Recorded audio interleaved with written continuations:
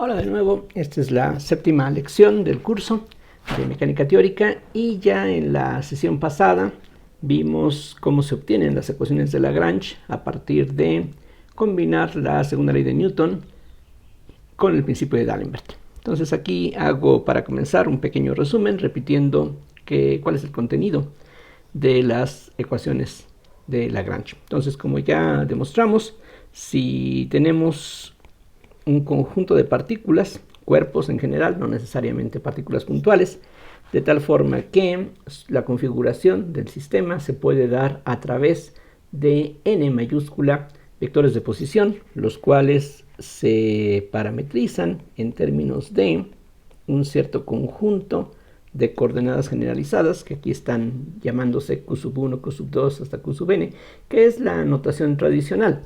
Las q's aquí se emplean regularmente para representar estas llamadas coordenadas generalizadas. Entonces, aquí alfa corre desde 1 hasta n mayúscula, que es el número de cuerpos que forman parte del sistema mecánico de interés. Entonces, si tenemos una cosa como esta, entonces lo que ya vimos es que de la combinación de la segunda ley de Newton y del principio de D'Alembert resulta esto, que la derivada con respecto al tiempo de la parcial de t con respecto a q punto i menos la parcial de t con respecto a qi es igual a q mayúscula, donde esta q mayúscula es la llamada fuerza generalizada, o más bien podríamos llamarles fuerzas generalizadas, porque aquí la i va a correr de 1 hasta n minúscula, que es el número de grados de libertad, el número de coordenadas generalizadas que tenemos.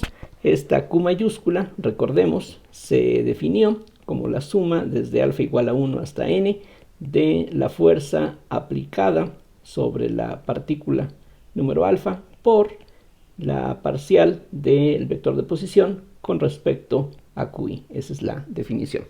Entonces, esto es lo que es válido en general cuando uno parte de los postulados que ya mencioné. Si ahora, adicionalmente, estas qi's se pueden escribir como menos la parcial de b con respecto a qi, donde esta b es una función que en principio va a depender de todas las coordenadas y posiblemente del tiempo. Entonces, en lugar de las ecuaciones que tenemos dadas arriba, lo que tenemos es que la derivada con respecto a t de la parcial de L con respecto a Q punto I menos la parcial de L con respecto a QI es igual a 0, donde esta L se conoce como la función lagrangiana o la función de Lagrange y se define como la diferencia de t menos b. Entonces, estas últimas son las que regularmente se llaman ecuaciones de Lagrange, aunque también sería adecuado llamar ecuaciones de Lagrange a las ecuaciones que tenemos dadas aquí arriba.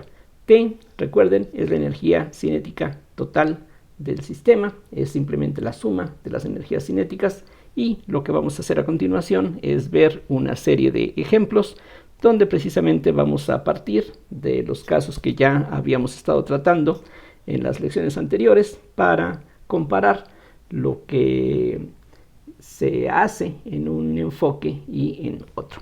Entonces voy a comenzar precisamente con el primer ejemplo que estuvimos tratando en las lecciones número 1 y 2.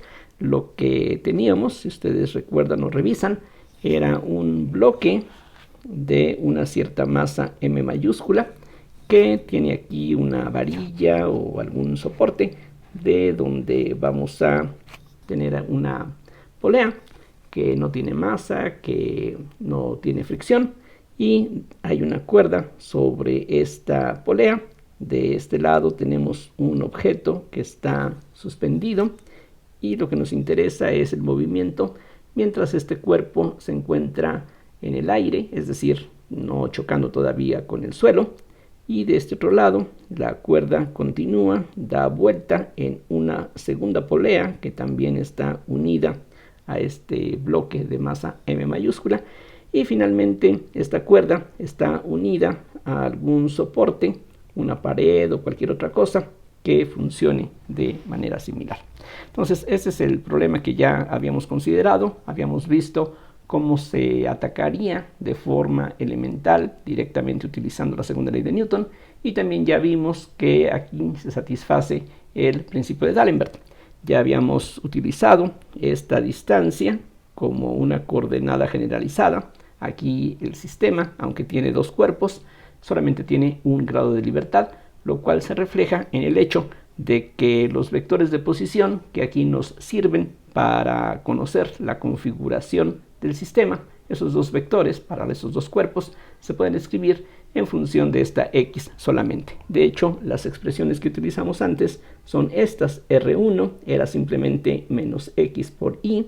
R1 es un vector que va de un origen que escogimos, digamos en este punto. Aquí está un eje vertical, aquí un eje horizontal. Los vectores base y j están a lo largo de estas dos direcciones. Entonces hay un primer vector de posición que es este vector que va a la polea que tenemos aquí en la parte inferior, pero conociendo dónde se encuentra esta polea ya sabemos dónde se encuentra este cuerpo, porque como ya se mencionó, la única forma en que este bloque se puede mover es trasladándose hacia la derecha o hacia la izquierda. Así es que con conocer este primer vector de posición, que es lo que estamos llamando R1, ya con eso sabemos dónde se encuentra este primer cuerpo. En cambio, para el segundo cuerpo tenemos un vector de posición R2 que habíamos expresado de esta forma como menos x más d. D es el diámetro de la polea superior por y a eso hay que sumarle L más X por J, donde esta L, como ya se explicó antes, es una constante que tiene que ver con la longitud de la cuerda que se supone fija.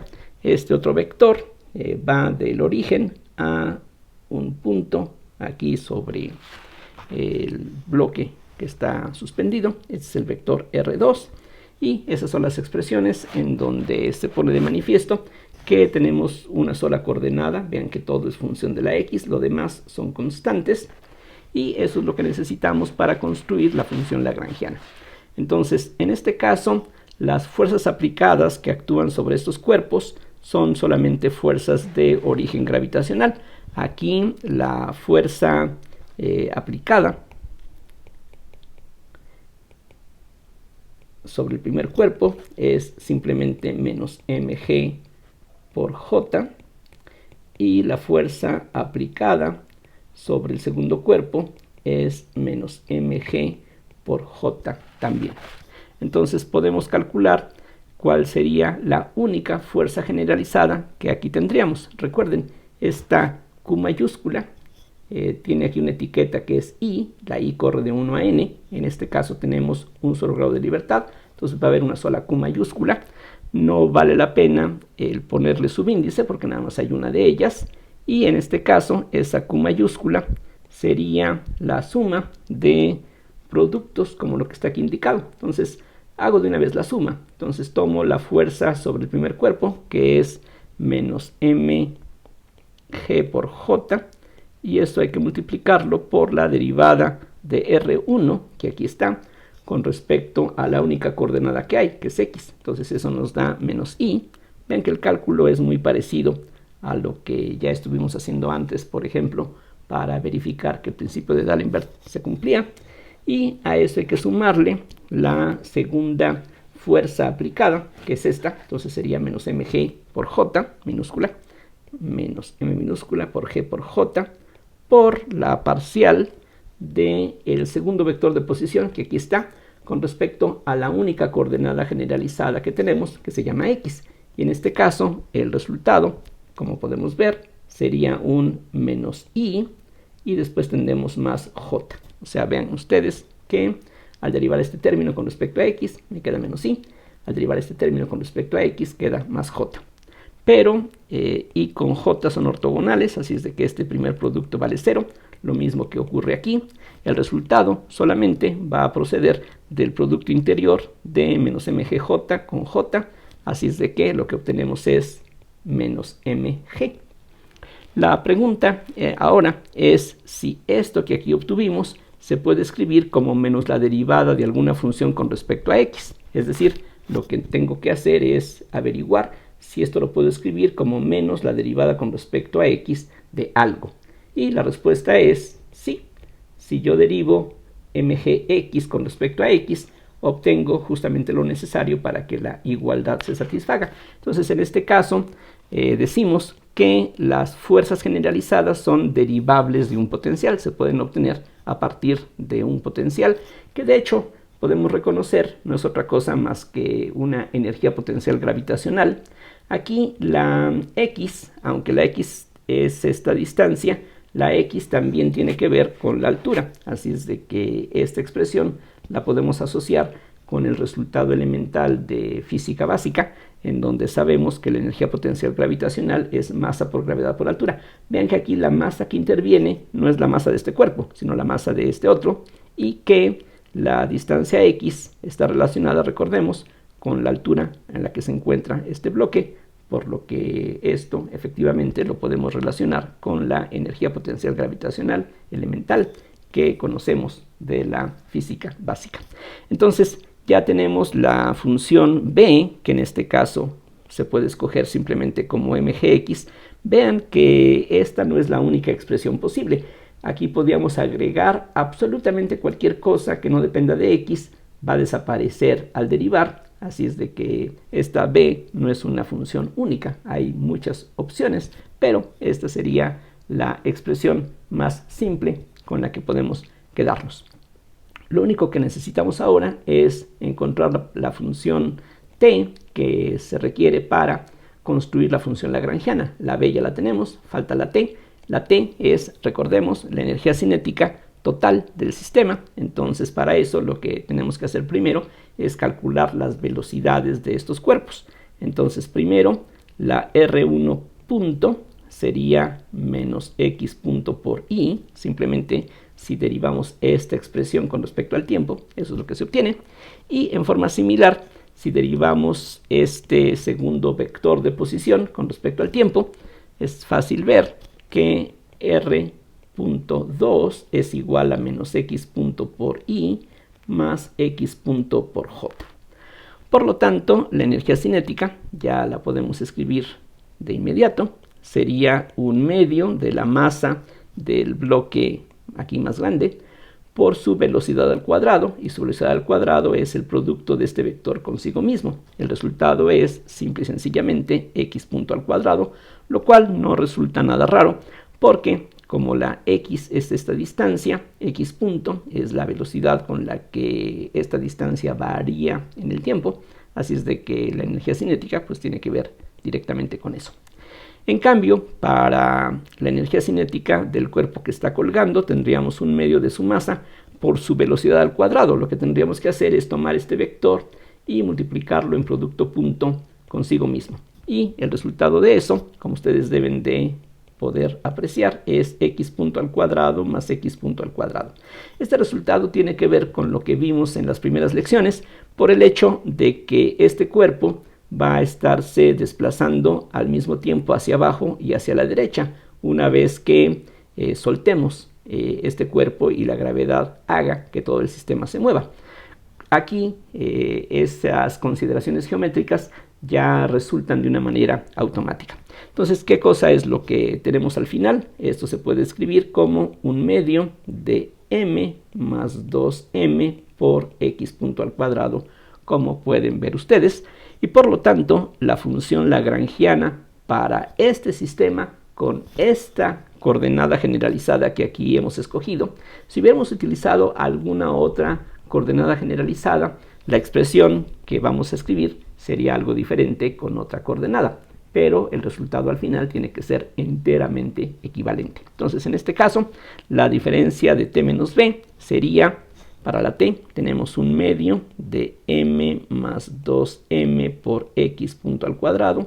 A eso hay que restarle, recuerden, la L es t menos b. Hay que restarle la b, que aquí ya encontramos. Entonces aquí nos queda menos mgx. Y esta función es todo lo que necesitamos ahora para encontrar la ecuación, la única ecuación de movimiento que corresponde a este problema. Todo lo que queda hacer ahora es sustituir esta fórmula, esta expresión, aquí. En este caso tenemos una única coordenada generalizada que se llama x, entonces aquí va a aparecer la x y aquí va a aparecer la x punto. Es decir, lo que vamos a tener en este caso es que la derivada con respecto a t de la parcial de L con respecto a x punto menos la parcial de L con respecto a x, eso tiene que ser 0, que es lo que aquí precisamente dicen las ecuaciones de Lagrange, que en este caso es una sola ecuación. Concretamente, esto sería entonces la derivada con respecto a t, la parcial de L con respecto a x punto. Recordemos, las coordenadas y las q puntos son independientes entre sí. Entonces, cuando derivamos con respecto a x punto, este es el único término que va a contribuir, este va a desaparecer, y esto pues es una constante multiplicativa. El resultado sería entonces m más 2m por x punto, ya que al derivar con respecto a x punto, este 2 baja, se cancela y queda x punto a la primera potencia. Y eso es todo lo que queda de aquí. A eso hay que restarle la parcial de la L con respecto a x, y otra vez hay que utilizar el hecho de que x y x punto son variables independientes. Al derivar todo esto con respecto a x va a quedar un menos mg. Como aquí hay un menos, tendríamos finalmente más mg. Si aquí desarrollamos, entonces lo que se obtiene es que m más 2m, por x2 puntos, al volver a derivar con respecto al tiempo, queda un x2 puntos, más mg, y todo eso tiene que ser 0, y por lo tanto, esto ya nos da la ecuación diferencial, que es la ecuación de movimiento para este caso, o si ustedes gustan, podemos escribir que x2 puntos es igual a menos mg sobre m más 2m, y si ustedes comparan con lo que encontramos particularmente en la segunda lección del curso, van a ver que es exactamente el mismo resultado. Aquí vean que está a la vista todo lo que necesitamos hacer para resolver el problema por este procedimiento. De hecho, aquí trazo esta línea azul y vean ustedes que entre la línea azul que aparece aquí arriba y esta línea azul, aquí comienza el problema, aquí termina. En resumen, ¿qué fue lo que hicimos? Bueno, primero escoger alguna coordenada que fuera conveniente. En este caso, una sola coordenada es suficiente porque el problema tiene un solo grado de libertad a pesar de lo complicado que se pueda ver la estructura. Y el hecho de que tengamos un solo grado de libertad se refleja en que los vectores de posición, aunque tenemos dos cuerpos, esos vectores de posición se escriben en función de una única coordenada. Eso quiere decir que hay un grado de libertad. Identificamos las fuerzas aplicadas. Aquí ya no es necesario preocuparnos por las fuerzas de constricción, que son muchas, como ya vimos en la primera lección, pero bueno, aquí lo único que importa son las fuerzas aplicadas. Entonces calculamos la fuerza generalizada, que en este caso es solamente una. Esto es lo que se obtiene y vemos que esa fuerza es derivable de un potencial, y el potencial se puede escoger como mgx. Una vez que hemos parametrizado los vectores de posición, podemos calcular las velocidades y con ellas hallar la expresión para la energía cinética. Teniendo ya la energía cinética y el potencial, podemos entonces formar la función lagrangiana, y una vez que la tenemos, para lo único que nos interesa esta función es para sustituirla en las ecuaciones de Lagrange, que en este caso es una sola ecuación, y simplemente es un problema de cálculo elemental, de hallar derivadas parciales, y esto es a lo que se llega. Desde el punto de vista, finalmente, de las ecuaciones diferenciales, esta ecuación diferencial es realmente algo trivial, porque todo lo que está aquí del lado derecho es una constante, así es de que si integramos una primera vez, lo que vamos a tener es que la x punto sería igual a menos mg sobre m más 2m por t, más una primera constante, que tiene que ver con la velocidad inicial. De hecho, vean que cuando t vale 0, esto desaparece. Entonces la c1 sería la velocidad inicial. Bueno, la velocidad con la que se está desplazando este bloque. No es lo mismo que la velocidad inicial de este cuerpo, porque este cuerpo, recuerden, se mueve en diagonal. Y aparte de que podemos encontrar la x punto fácilmente, la x también se puede hallar. Y integrando de nuevo, lo que se obtiene es menos 1/2 de mg sobre m más 2m por t cuadrada, más c1 por t, más otra constante de integración, que tiene el significado físico, geométrico, de que esta C2 es el valor inicial de la x al tiempo t igual a 0, tal como se puede ver aquí fácilmente. Entonces decía, esta ecuación diferencial es realmente algo sumamente trivial. Ya lo único más sencillo que esto sería tener un 0 del lado derecho. Esto es casi equivalente a eso. Bueno, de hecho en el fondo es equivalente a eso, pero bueno, es así de simple. Vamos a ver otros ejemplos donde precisamente el objetivo es ilustrar la simplificación que se consigue mediante el uso de la función lagrangiana. El siguiente ejemplo que vamos a tratar otra vez corresponde a algo que ya habíamos analizado anteriormente y se trata de esta partícula de masa m que se mueve en una varilla que gira formando un ángulo constante alfa con la vertical, que aquí sería el eje z, y bueno, ya vimos que se puede emplear esta distancia como coordenada generalizada, de tal forma que el vector de posición se expresa entonces como r, que multiplica al seno de alfa por el coseno de omega t por i, suponiendo, como ya hicimos, que al tiempo t igual a 0, la varilla se encuentra en el plano xz.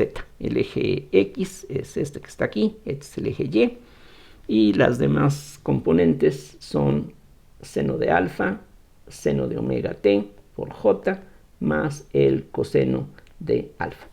En este caso tenemos una sola partícula, tenemos un solo grado de libertad, vamos a obtener una sola ecuación de movimiento, vamos a tener una sola ecuación de Lagrange, y lo que necesitamos es, por una parte, calcular la energía cinética. Eso es sencillo, el vector r punto, ya lo calculamos en las lecciones anteriores, es igual a r punto por el seno de alfa, coseno de omega t por i, más seno de alfa, seno de omega t por j, más el coseno de alfa. Y a eso hay que sumarle la r por omega por el seno de alfa por menos el seno de omega t por i, más el coseno de omega t por j. Esto es precisamente lo que se obtiene al derivar este vector con respecto al tiempo. La derivada del coseno nos da menos seno, la derivada del seno nos da un coseno, el seno aquí se factoriza, el seno de alfa, y al derivar estas funciones trigonométricas, utilizando la regla de la cadena, aparece una omega, que es lo que aquí tenemos a la vista. De tal forma que la energía cinética del sistema, que es simplemente la energía cinética de esta canica, esta varilla en principio también tendría una energía cinética, sí, pero esa no nos interesa. Es decir, da igual si esta varilla tiene una masa insignificante o tiene una masa enorme, eso es lo de menos. Esa masa en todo caso importaría para aquello que esté haciendo que la varilla gire. Si la varilla es ligera, pues no va a costar mucho trabajo hacerla girar. Si la varilla tiene una masa considerable, las cosas serían diferentes. Sí, pero eso aquí no interviene. Aquí lo único que queremos es aprovechar el hecho de que esta partícula está aquí atravesada por esta varilla, y entonces la energía cinética que nos interesa es simplemente un medio de la masa de la partícula, que se llama m minúscula, por la r punto al cuadrado. O sea, lo que tenemos que hacer es multiplicar este vector por el mismo.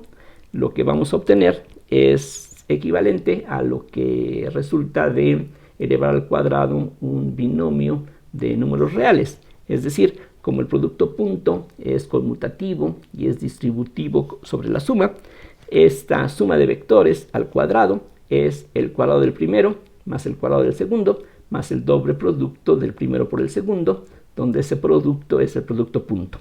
Pero ese producto punto va a dar 0. Vean que primera con primera más segunda con segunda de estas componentes nos van a llevar a un menos seno coseno más seno coseno, entonces da 0. Estos dos vectores son ortogonales entre sí.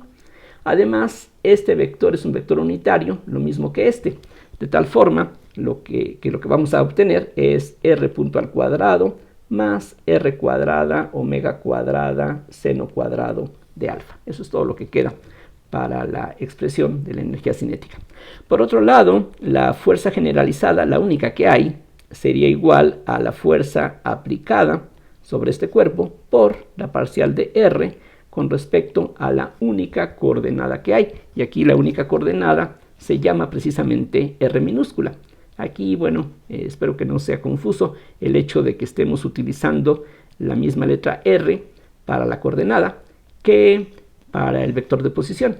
Claro, el vector de posición se distingue porque aquí tiene una flecha encima que nos indica que se trata de un vector.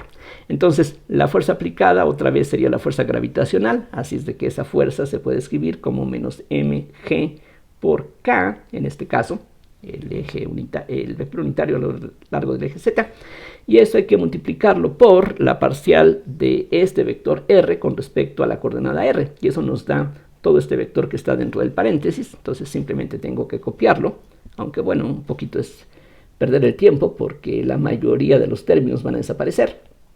Pero bueno, aquí lo escribo tal como va.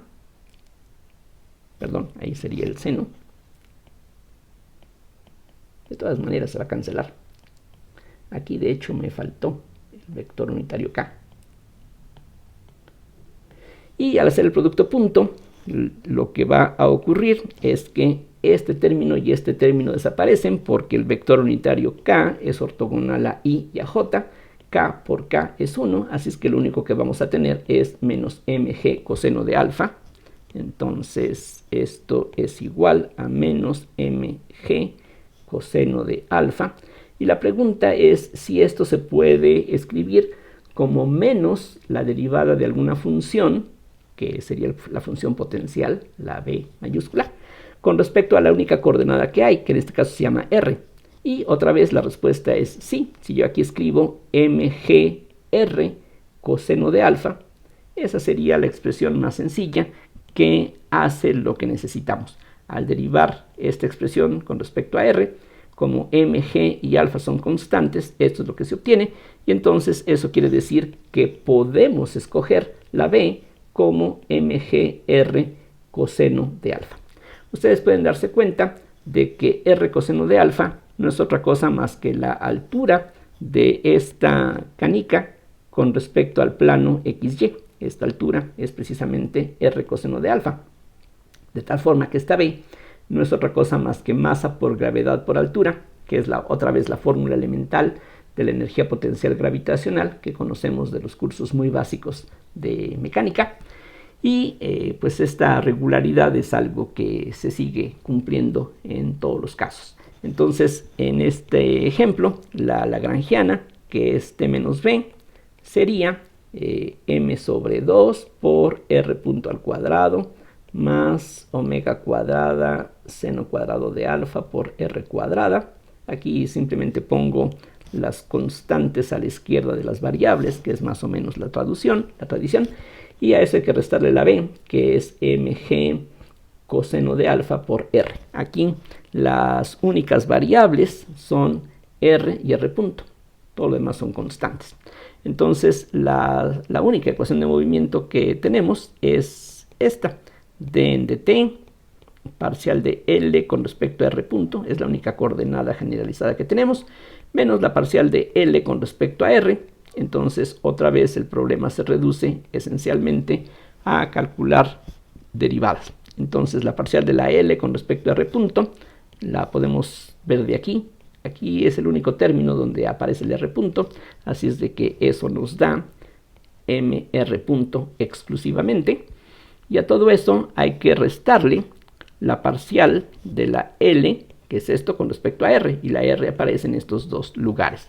Entonces tenemos que restar la derivada de este término con respecto a R, eso nos da M omega cuadrada seno cuadrado de alfa por R, y también nos da menos mg coseno de alfa.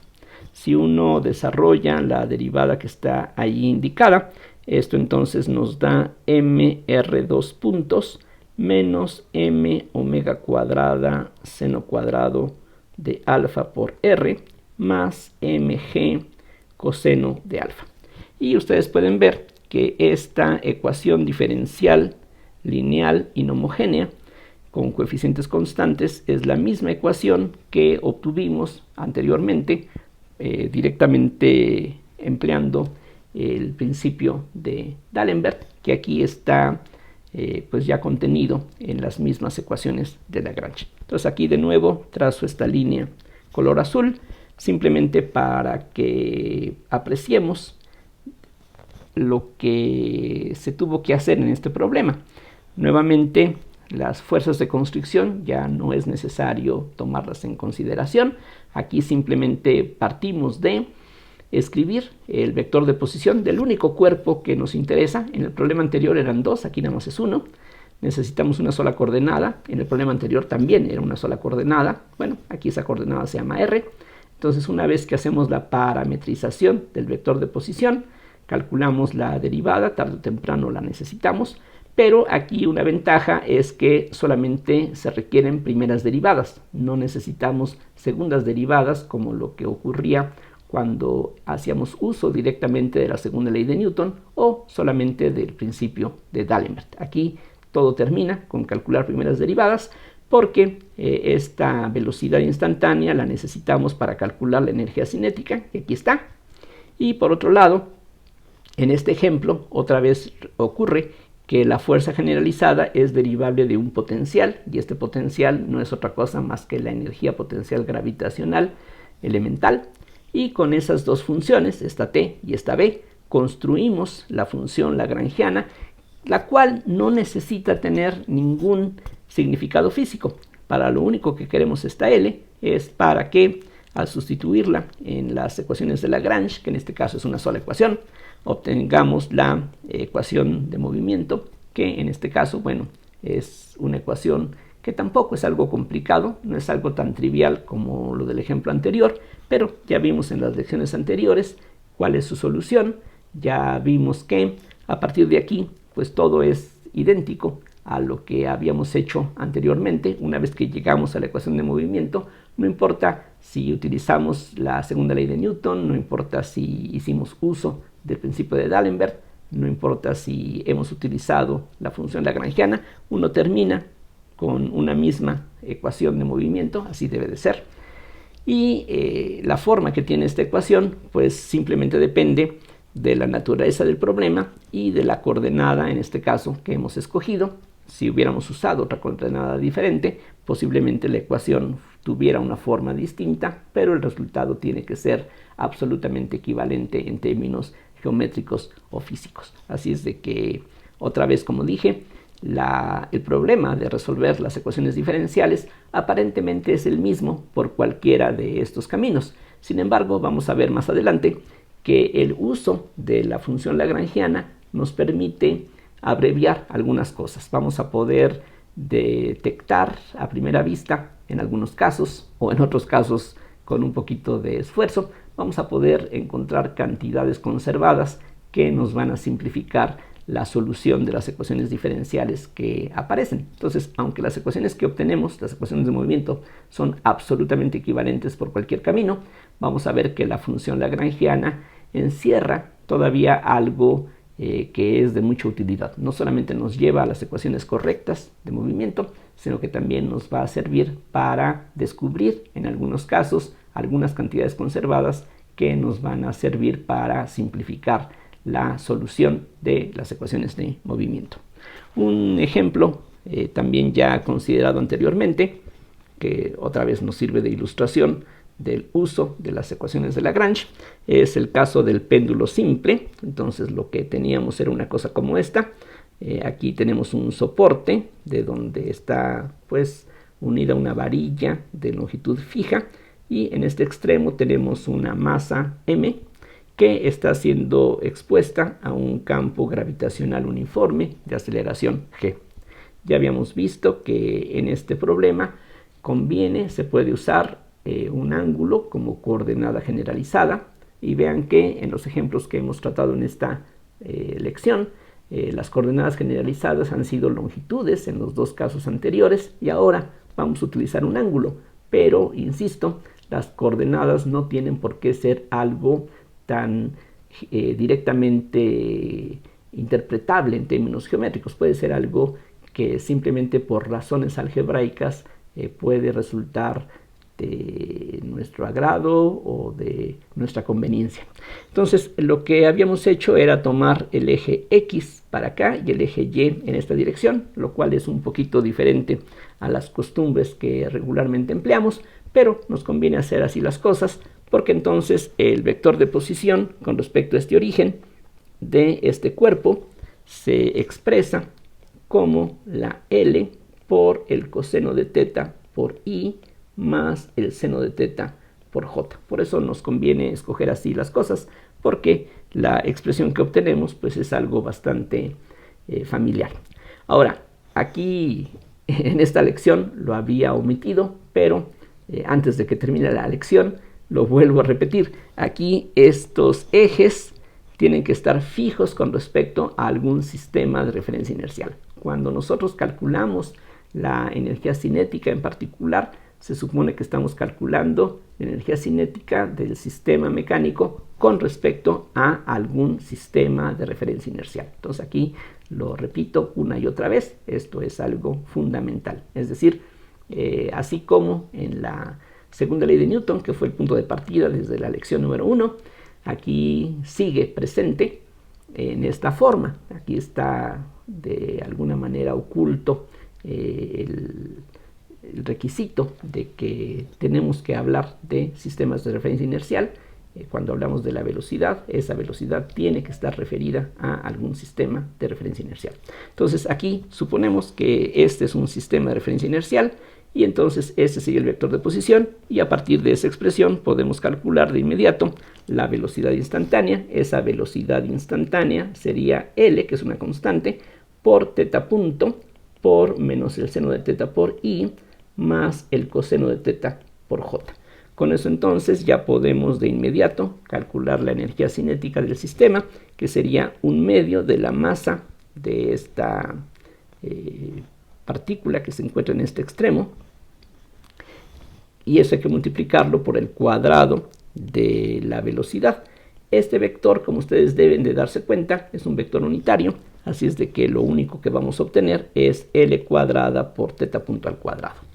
Aquí de nuevo podemos ver que el potencial coincide con la energía potencial gravitacional. Veámoslo. La única fuerza generalizada que tendríamos sería la fuerza aplicada, la única que hay, por la derivada de R, el único vector de posición que hay, con respecto a las coordenadas generalizadas. Y aquí la única coordenada generalizada es teta. Entonces aquí la fuerza aplicada, como ya mencionaba, sería de origen gravitacional. Entonces, de acuerdo con la forma como hemos escogido los ejes, esa fuerza sería mg por I positivo. Entonces lo que vamos a tener es mg por I, eso nos da el sentido correcto, y esto hay que multiplicarlo por la parcial de R con respecto a teta, y eso es L por menos el seno de teta por I más el coseno de teta por J. Como ustedes deben de poder ver, aquí al derivar con respecto a teta, del coseno obtenemos menos el seno, del seno obtenemos coseno, y al hacer el producto que está aquí indicado, el resultado es mgl, que son escalares, y al multiplicar I por J obtenemos 0, de I con I obtenemos un 1, entonces nos va a quedar un menos seno de teta. Entonces aquí tenemos un menos el seno de teta, y la pregunta es si esto se puede escribir como menos la derivada de alguna función con respecto a la única coordenada que hay aquí, que se llama teta. Y la respuesta es que sí. Si aquí pongo mgl coseno de teta, ya sabemos que la derivada del coseno con respecto a teta es menos el seno. Con este signo menos tendríamos un signo positivo. Entonces aquí lo que necesitamos es agregar un signo menos adicional. De esa manera, al derivar esta función con respecto a teta, va a quedar mgl seno. Con este signo menos reproducimos el signo menos que teníamos anteriormente. Por lo tanto, el potencial se puede escoger como menos mgl coseno de teta. Otra vez podríamos agregarle cualquier constante, pero esta es la expresión que es suficiente para lo que queremos. La función lagrangiana entonces, que es t menos b, sería un medio de m por l cuadrada teta punto al cuadrado más mgl coseno de teta. La L nos interesa porque con ella vamos a poder obtener la única ecuación de movimiento que hay en este problema, y esa ecuación dice lo siguiente: 0 igual a dn de t parcial de L con respecto a θ punto, que es la única coordenada generalizada que tenemos, menos la parcial de L con respecto a θ. Así es que otra vez el problema se reduce a calcular derivadas. La derivada de L con respecto a θ punto, vean ustedes que es ml cuadrada θ punto, simplemente, y a eso hay que restarle la parcial de la L con respecto a θ, o sea que hay que restarle menos mgl seno de θ. Si ahora desarrollamos la derivada que está aquí indicada, esto entonces nos lleva a ml cuadrada θ dos puntos más mgl seno de θ, y esa es la única ecuación de movimiento que en este caso vamos a tener. Esta ecuación se puede escribir como θ dos puntos igual a menos g sobre l seno de θ, simplemente pasando este término al lado contrario y dividiendo todo entre ml cuadrada. Ese es el resultado, que es exactamente la misma ecuación que ya obtuvimos antes en las otras lecciones, y es la misma ecuación que se obtiene, que bueno, mediante la aplicación directa de la segunda ley de Newton. Pero aquí de nuevo lo que me interesa mucho es que podamos apreciar la brevedad que tiene el procedimiento que aquí hemos aplicado. Ahí está toda, pues, todo el planteamiento del problema hasta llegar a la ecuación de movimiento, y aquí es donde, como ya he mencionado antes, comienza la segunda parte, el segundo problema que regularmente tendríamos. Mientras que en los casos anteriores las ecuaciones son bastante sencillas, aquí no, aquí esta ecuación es no lineal. Ya mencionaba en las lecciones pasadas que esta ecuación fácilmente se puede reducir a una ecuación de primer orden, lo cual no resulta extraño. Si recordamos que en una ecuación diferencial de segundo orden, donde no aparece la variable dependiente o independiente, siempre se puede hacer una reducción de orden. Aquí pues por esa razón no resulta extraño que esto se pueda convertir en una ecuación diferencial de primer orden solamente, pero aunque la ecuación que queda es una ecuación separable, el problema es que al momento de querer calcular las primitivas, las integrales, las antiderivadas, tenemos ahí problemas porque no se puede expresar la solución en términos de funciones elementales. Entonces aquí lo que se hace regularmente es fijarse en pequeñas oscilaciones, de tal manera que para ángulos pequeños el seno se puede aproximar por el ángulo mismo, y en este caso ya nos queda una ecuación diferencial lineal, homogénea, coeficientes constantes, todo bastante sencillo, y las soluciones en ese caso pues son simplemente senos y cosenos de omega t, donde la omega es la raíz de g sobre l. En fin, entonces lo que aquí pues más que nada me interesa es recalcar la simplicidad básicamente que tenemos mediante el uso de la función lagrangiana para llegar a las ecuaciones de movimiento, según sea el caso. Vamos a seguir tratando otros ejemplos pues con diferente grado de dificultad en lo que sigue, y cuando el problema lo amerite pues vamos a dedicar un poquito más de tiempo para hablar sobre cómo obtener la solución de las ecuaciones diferenciales que se nos vayan apareciendo en el proceso. Entonces con esto quiero terminar esta lección, otra vez como de costumbre. Espero que todo sea entendible de inmediato, y bueno, de cualquier forma pues espero tener sus comentarios, dudas a través de mi dirección de correo electrónico. Sería bastante útil el conocer sus opiniones. Bueno, hasta la siguiente. Gracias.